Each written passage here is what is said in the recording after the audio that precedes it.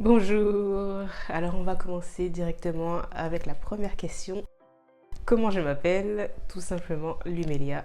Et Lums, c'est un surnom que j'ai reçu au lycée, donc il y a plusieurs années de cela.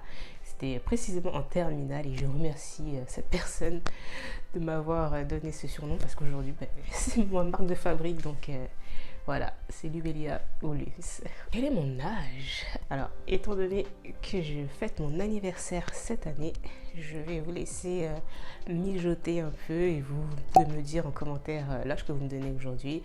Et d'ici quelques semaines, vous aurez du coup les photos et surtout mon âge. Mais c'est vrai qu'en général, hein, on ne me donne pas mon âge, ce qui est très bien. Mais depuis que j'ai coupé mes cheveux, c'est un peu, ça me donne un peu plus de maturité, donc ça va, ça se rapproche. Quelles ont été mes études? Après un bac S sciences d'ingénieur, ouais, j'ai fait un DUT génie civil. À l'époque, c'était encore 2 ans de DUT. Maintenant, j'ai appris que c'était 3 ans. Je ne comprends pas le souci à l'époque. Je ne comprends vraiment pas pourquoi ils ont mis 3 ans maintenant, mais bon. J'ai enchaîné avec une école d'ingénieur génie civil, toujours en alternance. Le génie civil, c'est tout ce qui concerne la construction, le BTP. Donc, moi, j'étais plus sur les métiers cadres comme ingénieur travaux, les personnes qui managent les chantiers ou ceux qui sont en études, enfin en bureau j'allais dire, et les personnes qui préparent les chantiers. Donc pendant mon alternance, j'étais en études de prix, donc on répondait aux appels d'offres pour gagner des chantiers et après les envoyer en exécution avec les équipes chantier. J'ai fait ça pendant 3 ans et ensuite j'ai fait 1 an sur chantier dans une autre entreprise. C'était vraiment du management de chantier et j'ai adoré ma période en génie civil, mais après avoir passé 1 an au Canada, j'ai pris ma décision de changer de domaine. C'était déjà prévu quand je suis partie, hein, mais ça m'a vraiment ouvert les yeux et j'ai repris mes études, donc pratiquement 4 ans après avoir après avoir fini mes études en génie civil, et j'ai fait un MBA communication digitale et événementielle pour avoir les bases théoriques dans l'événementiel. Et maintenant, voilà, je suis dans l'événementiel. Et donc, qu'est-ce que je fais maintenant dans la vie? Des fois, je me pose cette question. Qu'est-ce que je fais vraiment? Mais en vrai, voilà, maintenant, je suis passée au statut auto-entrepreneuse et je prends des missions freelance. Du moins, pour l'instant, je suis toujours dans la recherche de clients et de premières missions avec ce statut freelance. Je fais de l'organisation d'événements pour les professionnels. J'aimerais aussi en faire pour les particuliers. C'est vraiment un but, faire des événements pour les deux types de... Je ne sais même pas comment dire, voilà, le B2B et le B2C si vous voulez. Et pour l'instant, voilà, dans le professionnel, quand je dis organisation d'événements, c'est vraiment que ce soit dans la préparation, dans le pilotage en fait des événements en interne dans l'entreprise, des séminaires, des conférences, tout ce qu'il y a, des congrès, des salons, etc. Et après, sur le terrain, vraiment s'occuper de l'événement. Et ça, c'est quelque chose qui me manque, vraiment être sur le terrain et voir le déroulé de l'événement. Donc, si vous recherchez quelqu'un pour soit vous aider dans votre entreprise à faire des événements, pour renforcer vos équipes, ou tout simplement vraiment organiser un petit événement en interne, ou en particulier, vous aimeriez avoir quelqu'un qui vous chapeaute un peu pour trouver des thèmes, des inspirations, parce que vous n'avez pas forcément le temps, je suis disponible. Vous pouvez m'envoyer un petit mail à lumsworld.t@gmail.com et on pourra échanger. Qu'est-ce que j'aime faire? J'aime beaucoup danser tous les jours. Une toute petite danse, c'est comme quand ils disent il faut sourire tous les jours, il faut rire tous les jours. Ah ben, il faut danser tous les jours, s'il vous plaît, danser tous les jours, écouter de la musique tous les jours. Si vous voyez mes statistiques de Spotify à la fin de l'année, à chaque fois, on a l'impression que je fais que ça, allumer Spotify et laisser en boucle toute la journée pendant, voilà, vraiment 24 heures. Mais vraiment, j'aimerais être et intégrer un groupe de danse plus afro, quelque chose afro, danse, que ça bouge un peu et avoir surtout des représentations parce que je sais pas, j'aime bien. J'avais fait du théâtre quand j'étais au collège sur 2 années, même en primaire on avait eu une année, je pense que c'était en CE2, on avait théâtre et j'aimais bien ce stress un peu avant de commencer et puis juste l'adrénaline pendant toute la représentation. Donc c'est quelque chose sur le moyen terme que j'aimerais bien intégrer, mais je fais tellement de choses que je ne peux pas me dupliquer, de dupliquer. Donc on va voir quand est-ce que je peux intégrer ces cours de danse. Ma série préférée, c'est Power. Déjà, tout l'univers de Power. Déjà ça, c'est mon univers. Mais là, tout de suite, c'est le book numéro 2, Ghost, avec un focus sur Tariq, Saint-Patrick. On est passé de détester l'enfant à dire il faut le sauver alors qu'il tue tout le monde. Mais je suis un peu triste parce que maintenant, c'est la dernière saison cette année. Dans le sens, je suis contente qu'ils mettent fin et que ça ne dure pas dans le temps juste pour faire de l'argent, mais en même temps, maintenant qu'on est accroché au personnage, on n'a pas envie que ça s'arrête. Et c'est vrai que moi j'ai du mal maintenant à m'accrocher vraiment au personnage, et c'est pour ça aussi que je ne regarde même pas beaucoup de séries, parce que je sais pas, on nous donne beaucoup trop de séries à la vite, à la va-vite. Alors Netflix qui nous envoie tous les épisodes en un seul coup, ça c'est le pire. Ça c'est, je te tue comme ça. Power, tout Power, que ce soit Raising Kanan, que ce soit Ghost, que ce soit Force avec Tommy Egan, ou que ce soit Power, l'origine, c'est pépite. Bon, faut pas, tout ce qui est, voilà, faut pas faire de la drogue s'il vous plaît, mais pépite. Mon film préféré du moment, alors là c'est tout de suite Tenet, et le seul film que j'ai vu 2 fois au cinéma et que j'ai vraiment volontairement vu 2 fois au cinéma tellement j'ai aimé le film. C'est génial en fait, c'est compliqué à comprendre et c'est pour ça que j'aime le film. C'est compliqué à comprendre parce que toutes les autres histoires, vous voyez le début, vous savez ce qui va se passer, vous êtes capable de faire toutes les possibilités et c'est forcément une de ces possibilités, et ils finirent heureux et ils eurent pas d'enfants et ils se marièrent et ils se sont retrouvés. Ça se finit toujours comme ça. Dans ce film, il y a de l'action, il n'y a pas d'histoire d'amour que je déteste quand c'est focus sur ça ou quand ils vous créent des histoires. Vous avez vu la série Berlin? Ils ont réussi à nous faire combien? 3 histoires d'amour dans une série qui dure 8 épisodes ou 10 épisodes. Non mais il faut arrêter, Oh là là, s'il vous plaît. On est en train de faire un casse, on fait un casse, point barre. Bref, voilà pourquoi j'aime Tenet, parce qu'il voilà, y a de l'action et c'est... En fait, il y a de l'action, j'aime bien les films d'action aussi, mais le fait que ce soit un film assez plus futuriste ou complexe, ce n'est pas grave quand il y a j'allais dire du motion design, n'importe quoi. Comment on appelle ça? Oh!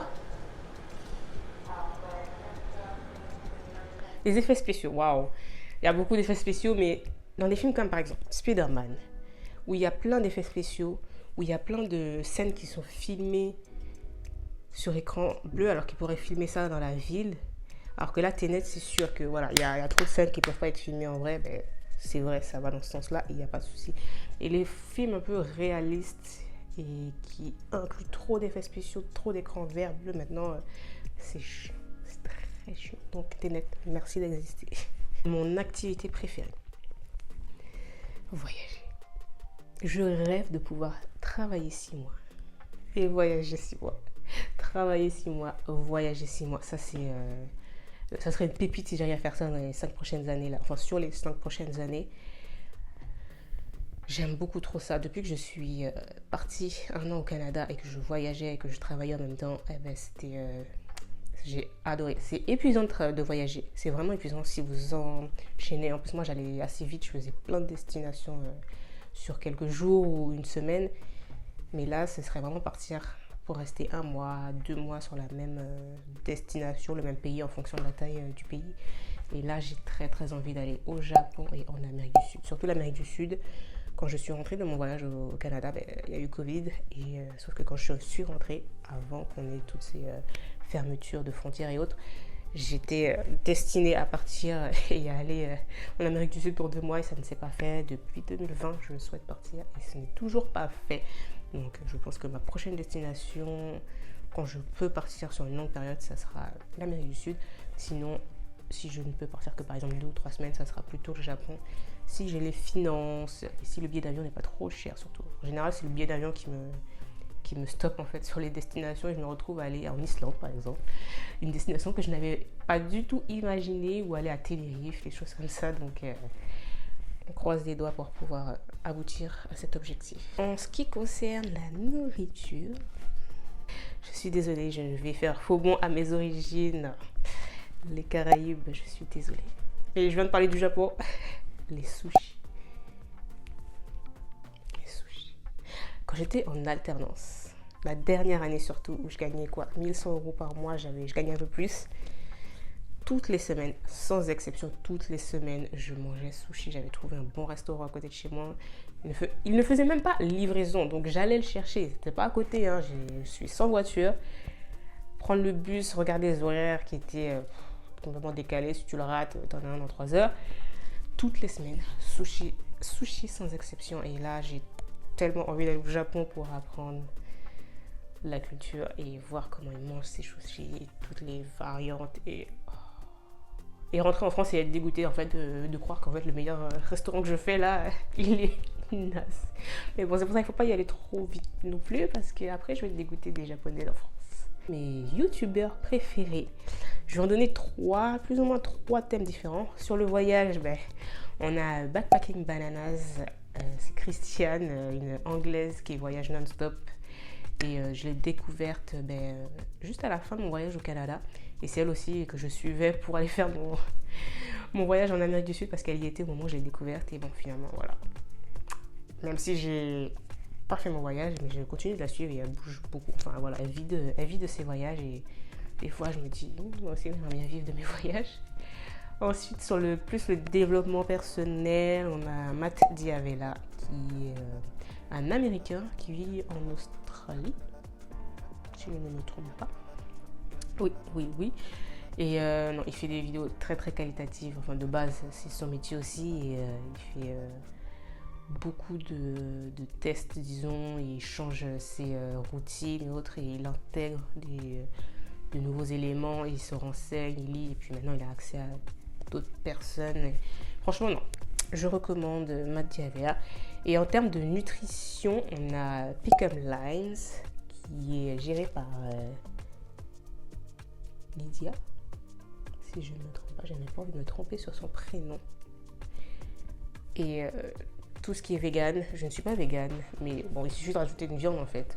Par exemple, s'il y avait du tofu, vous mettez votre viande à la place, et c'est ou en plus d'ailleurs.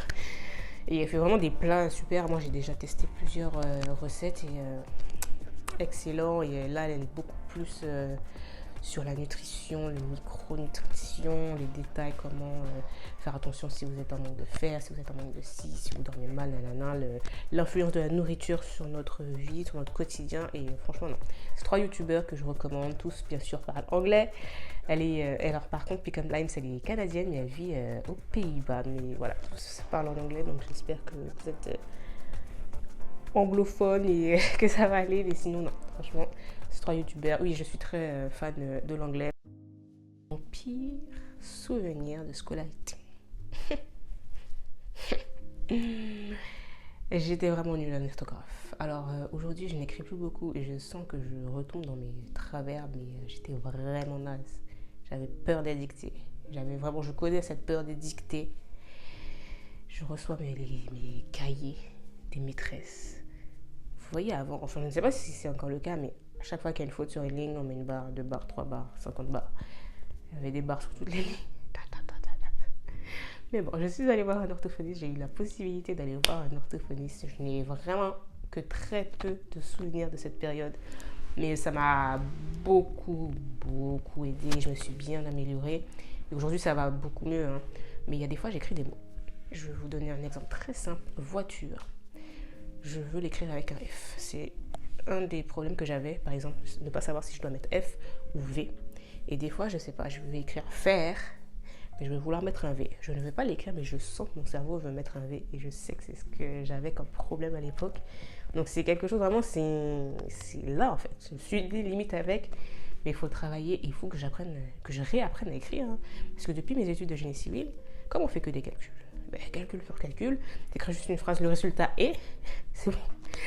C'était bien faire des rédactions et tout ça, mais Il faut faire des rédactions pour des sujets utiles et pas juste étudier des textes écrits il y a des années. Je ne vais pas m'excuser pour tous ceux qui aiment la littérature et étudier surtout la littérature. Mais c'est quelque chose que je n'aimais pas. Rédiger des textes, étudier, dire s'il a fait une comparaison, un truc, un machin, un anagramme, une anaphore ou quoi, mais on s'en fiche. Fais-moi écrire sur autre chose, fais-moi écrire sur ma vie, sur je ne sais pas, mais s'il vous plaît, la France et le français. Ma pire habitude, quand je travaille, de chez moi surtout, je vais commencer quelque chose. Je vais écrire un script YouTube par exemple, et je vais avoir une idée sur comment trouver un autre client. Qu'est-ce que je vais faire? Je vais aller faire cette idée. Script YouTube, plus tard. Et ainsi de suite. Et à chaque fois que j'ai une nouvelle idée, je vais commencer. Et je vais oublier ce que je faisais avant. Ou sinon, après, je vais commencer, je vais dire, ah non, il faut que je reprenne ça. Et après, non, il ne faut pas que j'oublie. Et ainsi de suite. Et c'est juste affreux. J'ai beaucoup de mal à rester sur cette tâche. Et voilà, si j'ai une idée, juste l'écrire. Il faut vraiment que je sois conditionnée, que je me dise, non. One thing at a time. Vraiment une chose à la fois. Une chose à la fois. Et bon, ça s'apprend, hein, je l'apprends, mais ça prend du temps. C'est comme quand vous êtes dans la maison, vous commencez à faire la vaisselle ou vous allez ranger quelque chose et vous voyez un objet, vous allez ranger cet objet et vous allez... Exactement le même principe. J'aime beaucoup ces vidéos sur Instagram. Mon pire trait de caractère. J'aime tout contrôler. J'aime être au contrôle. Donc quand Covid est arrivé et que je n'avais aucun contrôle, autant vous dire que j'étais énervée. Mais oui, non, j'aime bien tout contrôler. Même si j'aime tout contrôler, mais je ne vais pas forcément le montrer. Si je suis en groupe, je ne vais pas forcément le montrer. Et c'est ce qui va m'énerver encore plus, parce que je vais laisser les autres faire, et je vais dire, c'est pas comme ça. Moi, j'ai envie de faire comme ça. Mais non, j'aime bien être tout là, la chef. Enfin, tu fais ci, là, tu fais ça. Même si je n'ai jamais vraiment été manager, j'ai déjà managé des équipes, mais jamais officiellement, c'est mon titre. Tu vas diriger telle équipe toute la journée. C'est bien de tout contrôler, mais c'est pas bien non plus. Parce que quand on se retrouve avec des éléments où on n'a aucun contrôle, la météo par exemple. Vous n'avez aucun contrôle sur la météo. Quand il y a un virus, vous n'avez aucun contrôle sur le virus. Ça vous énerve et vous avez envie de cogner tous les murs. Donc, méditation. On ouvre la parole, on laisse la place aux aléas et au fait que on n'est pas maître du monde, mais on fait partie de cette belle terre, cette belle planète. Voilà. Un aliment, un plat que je n'aime pas. Alors, je ne suis pas très compliquée en nourriture. Je mange beaucoup de choses. La majorité de nourriture que j'ai déjà eue en ma connaissance, je ne sais pas si ça se dit. Mais la majorité de la nourriture, des aliments qui sont déjà entrés dans ma vie, je mange. Je dirais plus les endives, par exemple. C'est pas quelque chose que je trouve très goûtu. Ça n'a pas vraiment goût. C'est un goût, mais ça n'a pas de goût. Et c'est un goût que je n'aime pas. Ce petit goût, je ne l'aime pas. Donc les endives, ciao. Hein, parce que vous trouvez vos endives au jambon, là, comment j'ai à la cantine, ça va 2 minutes. Merci. Un comportement que je ne supporte pas non plus, et je l'ai déjà dit, c'est le retard, les retardataires. Vous m'énervez à un point. C'est un manque de respect pour vous. C'est un manque de respect pour moi. C'est un manque de respect pour tous les autres qui sont impliqués dans ce rendez-vous. Je ne comprends pas comment vous faites pour être en retard. Je ne comprends pas comment vous faites pour être toujours en retard. Être en retard, oui, mais toujours en retard. Et un peu vous arrivez, mais de toute façon, je suis toujours en retard.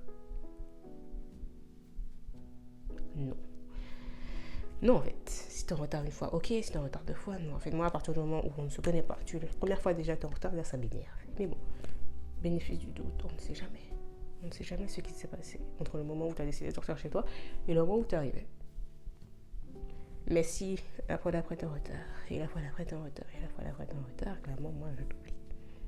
Le fait est que, en ce moment, je suis entourée de retardataires dans des groupes.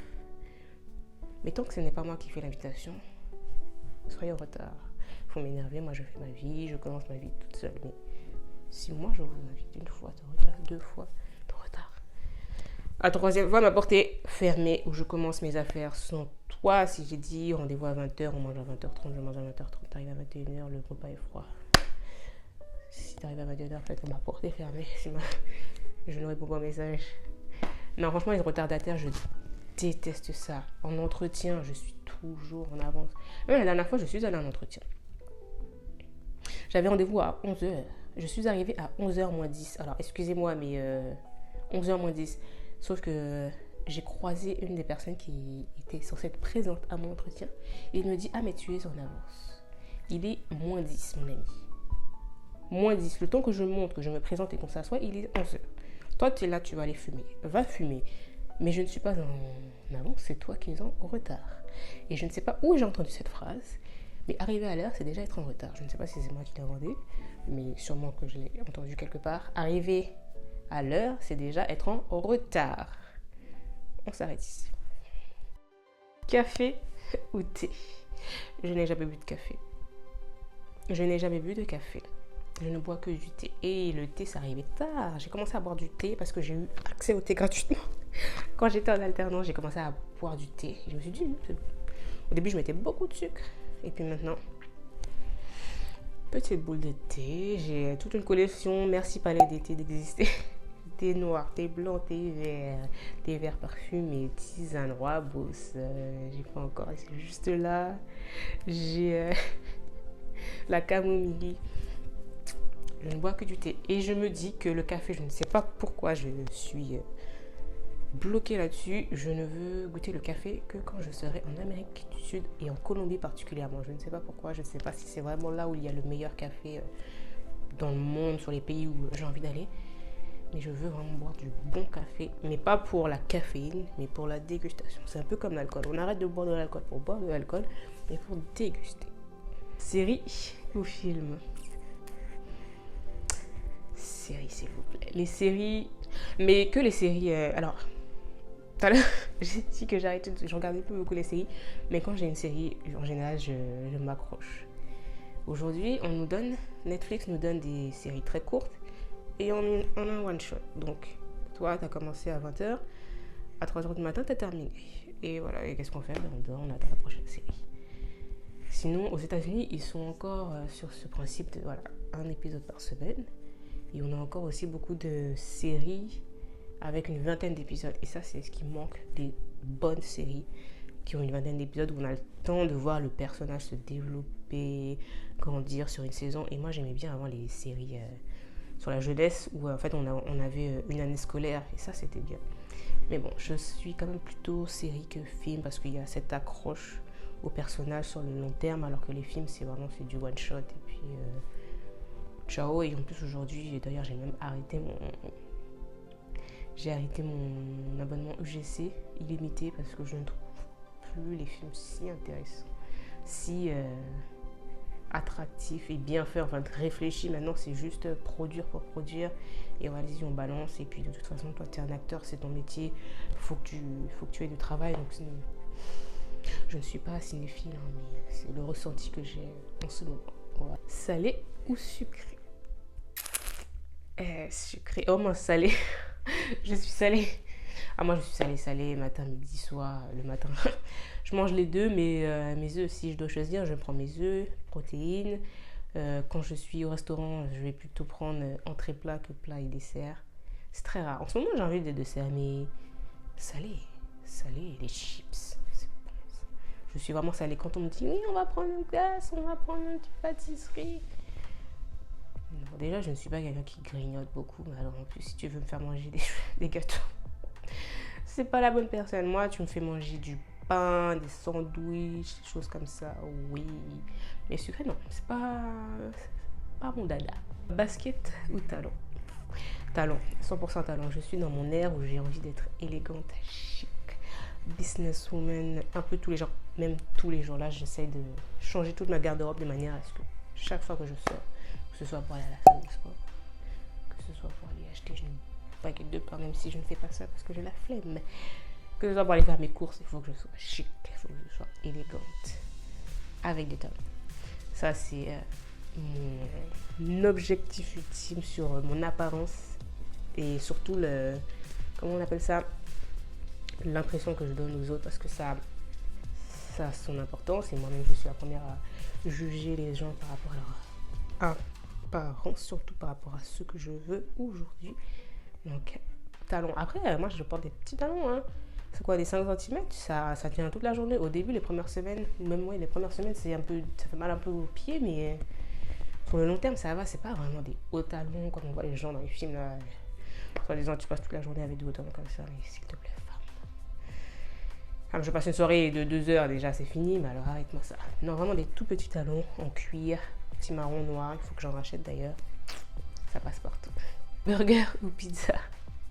Alors, si c'est fait maison, je vais vous dire les deux. Parce que je fais les deux maison et c'est juste... ce n'est pas pareil, c'est sûr. Mais c'est tellement meilleur en termes de qualité.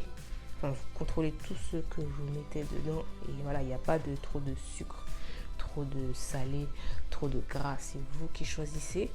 Mais si je suis en extérieur, je préférerais plutôt les burgers. Pour moi, c'est celui qui a peut-être le plus de goût par rapport aux pizzas. Les pizzas... je ne comprends pas les margaritas, vous voyez. Parce qu'une pizza, en général, la sauce, la base, sauce tomate ou crème fraîche, elles n'ont pas de goût. Je n'ai jamais goûté une pizza où ces sauces, ces bases avaient du goût. Alors, si vous avez des recommandations de pizzeria ou de restaurants qui ont vraiment des bases, je parle bien de la base avec du goût, je veux bien les connaître. Parce que sinon, la seule chose qui apporte du goût, c'est toute la viande et les ingrédients qui sont les toppings qui sont par-dessus. Et c'est pour ça que je ne comprends pas la margarita. La margarita, il n'y a que de la sauce tomate sans goût et de la mozzarella. Et en plus, il n'y a pas beaucoup de mozzarella. C'est pas comme si ça recouvre la pizza, donc je ne comprends pas cette pizza. Moi, je vais vous faire une margarita. Mais bon, il faut toujours de la viande en fait. Cannibale que je suis. La carnivore, là, c'est toujours... Je cherche toujours la pizza qui a toujours le plus de viande. Mais ça fait vraiment longtemps que je n'avais pas mangé de pizza en extérieur. Ou peut-être pas. Je pense que... Oh mais non, mais... Pizza. Après, ce n'était pas une pizza, c'était une Flammkuchen à Strasbourg au mois de décembre. Mais après, j'étais à Milan, il me semble que j'ai mangé... Ouais, j'avais tenté une pizza, c'était pas fou. Voilà, c'est tout. Et pour finir, comment je vais en ce moment? Je vais extrêmement bien. J'ai trouvé ma salle pour mon anniversaire. Je suis déstressée de toutes ces années de stress accumulé à mon retour du Canada où j'ai voulu me lancer dans l'événementiel. Le Covid est arrivé. J'ai dû abandonner cette idée de l'événementiel. Je me remettais en question. Est-ce que je ne retourne pas dans le génie civil? Parce que là, c'est la catastrophe. Je ne sais pas quand est-ce que ça va s'arrêter. Finalement, je m'étais quand même dit non, on continue. Et là, j'ai fait mon MBA. Cette même année, je voulais partir en Amérique du Sud et j'arrivais pas à me détacher du fait que je ne pourrais pas partir. Et voilà, j'ai accumulé du stress en 2020 parce que je ne pouvais pas faire ce que je voulais en 2021. J'étais à l'école, ça me stressait parce que j'étais dans un domaine que je ne connaissais pas. J'ai repris mes études, je me suis retrouvée avec des personnes qui étaient sur la fin de leurs études en fait. Et je sais à quel point quand on arrive à la fin, ça peut être lourd, quand on a marre. Sauf que moi, j'ai su retourner, donc j'avais un but précis et je voulais tout défoncer. Et c'était compliqué, enchaîner avec une année dans une entreprise où tout se passe bien, mais moi j'ai été un petit peu trop sur cette variante extravertie que je ne suis pas du tout et ça m'a bouffé de l'intérieur. En 2023 où tout ça s'est accumulé, là j'en pouvais plus et là j'ai mon appartement, je suis très agréablement installée, j'ai de la lumière, j'ai de la bonne musique, j'ai une bonne barre de son. Merci aux sponsors, aux fournisseurs qui nous donnent à tous nos barres de son. Et puis voilà, non, je suis bien. Je suis dans une association qui s'appelle Fire Surf. On vient de finir le mois de l'empowerment et c'était vraiment génial. C'était la course à un moment et là, c'est déjà fini. Ça s'est extrêmement bien passé. On va faire un petit bilan quand même pour voir ce qu'on va faire l'année prochaine et on va surtout commencer beaucoup plus tôt encore pour le 2025. Et puis... je me lance encore dans mon statut freelance, dans l'organisation d'événements. J'y crois. Je n'ai pas encore eu ma première mission depuis janvier, j'y suis, mais voilà. On y croit. On y croit, ça va arriver. Peut-être même que quand je vais poster cette vidéo, ma première mission, elle sera déjà en cours et que je n'aurai plus le temps de filmer ou quoi que ce soit et que je devrais me réorganiser. Mais voilà, je suis heureuse et j'espère que vous aussi ça va. N'hésitez pas à laisser des commentaires si vous avez des questions ou si vous voulez en savoir un petit peu plus. J'espère que ça vous a plu. D'ici la prochaine fois, enjoy your life.